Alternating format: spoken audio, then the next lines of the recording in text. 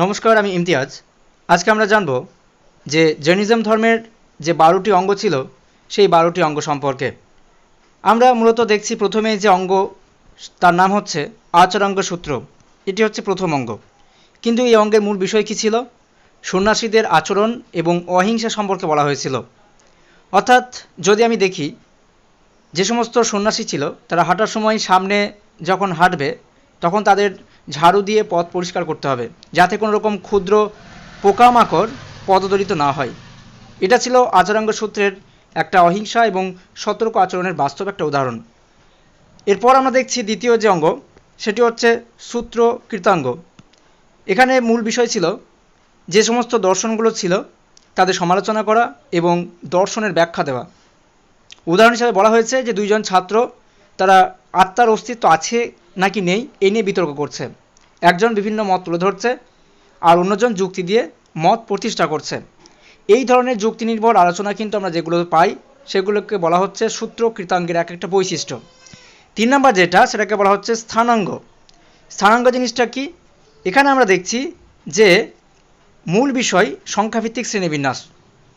সমবায়াঙ্গ, ধর্মীয় তথ্যকে সংখ্যার সাহায্যে উপস্থাপনা করাকে বলা হচ্ছে সমবায়াঙ্গ।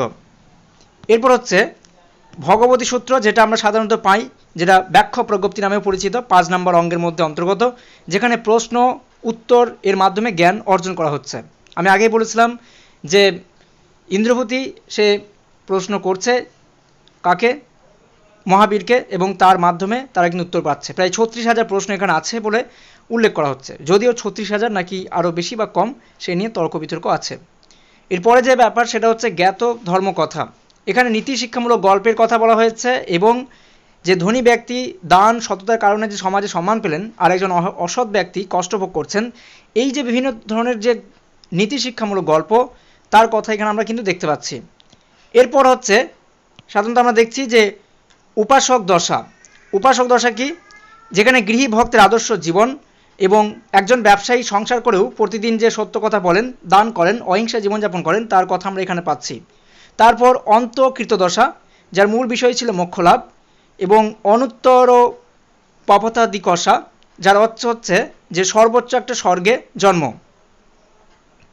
অনুত্তরপ, যা পাতিক দশা বলা হচ্ছে, অর্থাৎ যেখানে অহিংসা, সত্য, দান পালন করার মৃত্যুর পরে অনুত্তর স্বর্গে সে জন্মলাভ করবে। এরপর হচ্ছে প্রশ্ন ব্যাকরণ, যার অর্থ হচ্ছে প্রশ্ন করার নিয়ম আর উত্তর বিশ্লেষণ, কিভাবে প্রশ্ন করবে এবং কিভাবে উত্তর দেবে তার উপর ভিত্তি করে তৈরি হচ্ছে। এরপর হচ্ছে বিপাক সূত্র। বিপাক সূত্র হচ্ছে কর্মফল। আর শেষ যেটা 12তম অঙ্গ, তার নাম হচ্ছে দৃষ্টিবাদ, যা হচ্ছে প্রাচীন একটা জ্ঞান ভাণ্ডার, যেটা কিন্তু আজকে লুপ্ত বলে মনে করা হচ্ছে, অর্থাৎ নেই এটা।